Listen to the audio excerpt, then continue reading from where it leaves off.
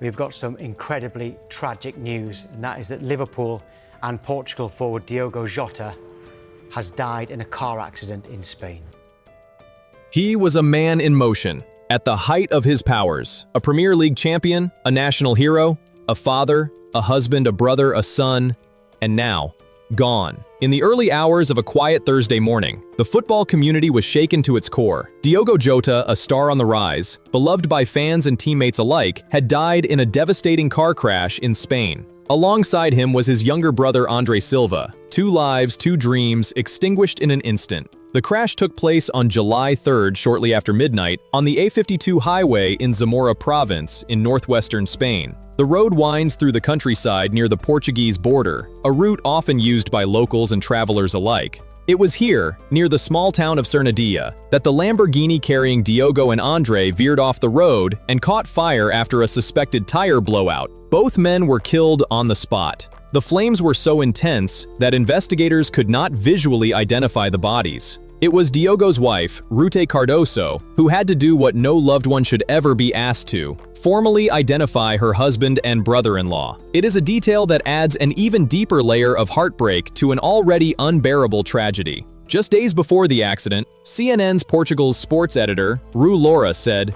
"The surgery he had was lung surgery, and he had an overnight stop in Benavente, partway along the journey, but they would never make it to the ferry. The road claimed their lives." Road marks left behind at the scene supported this theory. As per protocol, the Guardia Civil began an official investigation, and a full report is to be submitted to a duty court in Zamora. Meanwhile, questions are being raised about the condition of the A52 highway itself. Locals have long described it as unsafe, with one calling it a goat track, riddled with potholes and poor maintenance. Though many have speculated whether the road's state contributed to the crash, investigators have not confirmed any such link. In the passenger seat that night was André Silva, Diogo's 25-year-old brother. Like his older sibling, André had a love for football. While he hadn't made it to the heights of European elite clubs, he played in Portugal's second division and remained closely bonded with Diogo on and off the pitch. They were more than brothers. They were best friends, teammates in life, and now eternal companions in death.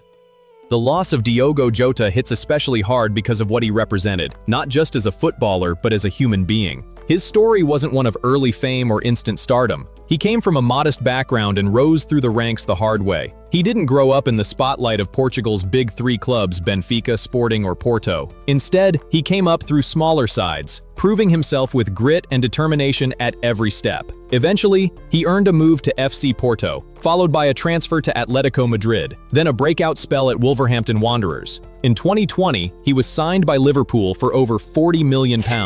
It was a major leap, and he delivered. Jota became a key club, including the Premier League title in May 2025, just weeks before the crash. For Portugal, he played 49 times and helped secure 2 UEFA Nations League titles. Jota's style of play was intense and selfless, knew his worth. His number 20 shirt had become a symbol of quiet brilliance at Anfield. Off the pitch, he was just as admirable. On June 22nd, only 10 days before the accident, Diogo married his longtime partner, Rute Cardoso, the mother of his 3 children. She had shared photos from their wedding day on social media, writing, "My dream came true." Now, in a cruel twist of fate, that dream is shattered. The man she married, the father of her children, is gone, taken before he could even return from the honeymoon glow. News of Jota's passing spread fast, and the world responded with an outpouring of grief. Liverpool Football Club issued a statement expressing their devastation. Fans began to gather outside Anfield, laying flowers, scarves, and notes of love and remembrance. The pain was written across their faces. Supporters from all walks of life, united in sorrow.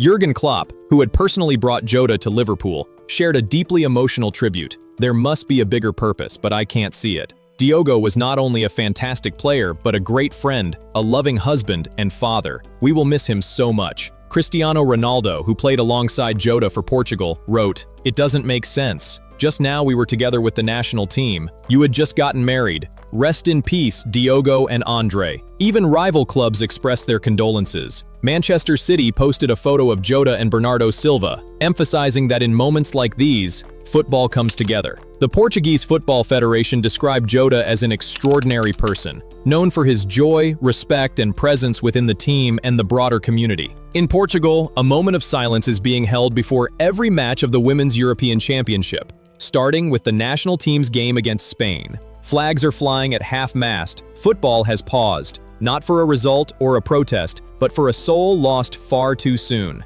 And in a quiet home in Gondomar, Portugal, Joaquim and Isabel are living every parent's worst nightmare. In a single night, they lost both of their sons, Diogo and André. The grief they face is immeasurable. One son was a star who lit up stadiums in England, wore Portugal's colors on the world stage, and earned his place among football's elite. The other was chasing his own path, fighting with quiet determination to carve out a name for himself in the Portuguese leagues. Now, both are gone, and the house that once echoed with ambition, laughter, and the sounds of boys kicking respect. Back in Jota's hometown of Masarelos, his legacy remains etched in the walls of the football academy that bears his name. On those walls is a mural that says, "It doesn't matter where you come from, but where you're going." That sentence now carries the weight of finality. Diogo Jota came from humble beginnings, but where he was going, the legacy he was building, was destined for greatness. Diogo Jota leaves behind a legacy of more than goals or silverware. He leaves behind a story of hard work, humility, love, and family. He leaves behind a wife, 3 children, grieving parents, and a nation, and a football world left wondering why the good ones go too soon. As his journey has come to an end, the mark he left on the game and in the hearts of those who watched him will never fade. Rest in peace, Diogo Jota. Rest in peace, André Silva. You will never walk alone.